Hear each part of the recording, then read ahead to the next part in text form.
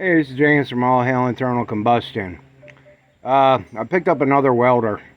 What I did was, we have a Lincoln out in the garage that we converted over, and we ran the shielding gas through it. And it's great for sheet metal and thinner metal and everything else, but rather than us going through all the pain of switching it back over to run flux core wire through it and then switching back, I just decided to pick this one up. I got this one off of Amazon. I think it was like $2.79. It'll weld up to 1/4-inch steel plate all the way down to 18 gauge. It takes 30 and 35 wire.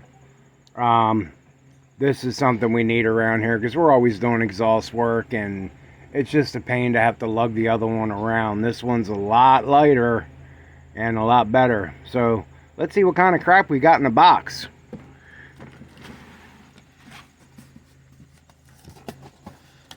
It is a little weird that they just shipped it in this box without having another box over top of it, but as long as it's not damaged, I am totally cool with that. Let me wrestle this thing out of here and I'll be right back. Alright, well, here's the back of the unit, and this is a 120 unit, so you got your power switch, and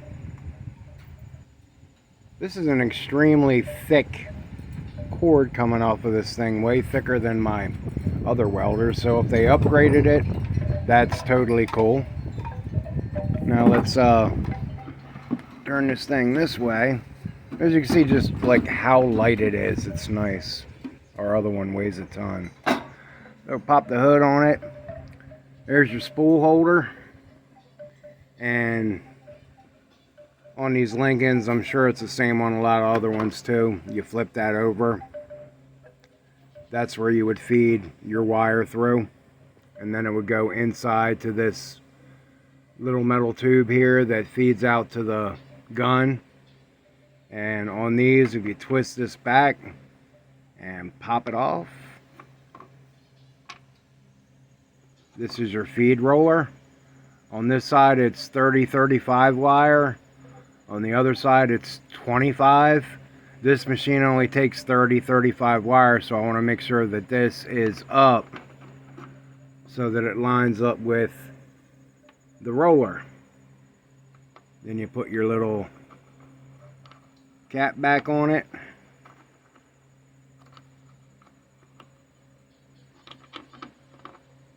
Yep, one day I'll figure out how to do all this crap one-handed, and we won't have to sit here for 3 years while I figure stuff out with one hand. That's my left hand too. I think that makes sense. Alright, so 30-35 up. Yeah, let's drop the cap. There we go. Lock that in place so you would feed your wire through. Close this back up. Wind it down. And on this machine, one thing I did like, instead of having to go and pull the trigger, this is a feed button right here. So you put your wire in, hit this until it comes out your tip. Close the hood up. Comes with a convenient shoulder strap in case you need to carry it through the airport like a purse or something. Then we've got our control panel on the front. We've got a power light up here, and then we've also got a what do they call that? Duty cycle light. These things are usually rated for some kind of duty cycle, so many minutes out of an hour. I have rarely ever tripped the duty cycle on any of my welders because I just give them a chance to cool down. So we've got our power 1 through 10 up on the top, and we've got our wire speed 1 through 10 on the bottom. Very, very simple.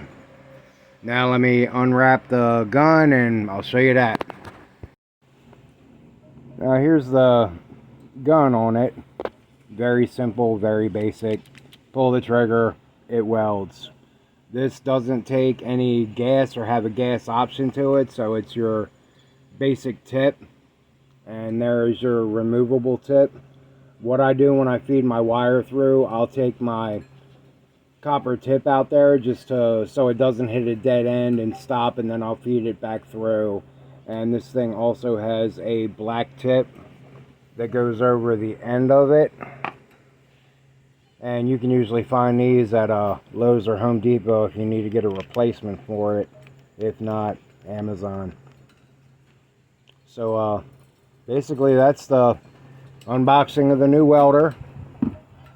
This will be number 2 for us, and the only thing that I'm really going to be looking for is a old Lincoln Tombstone style to complete the collection. So that's it for this one. All hail internal combustion. See y'all later.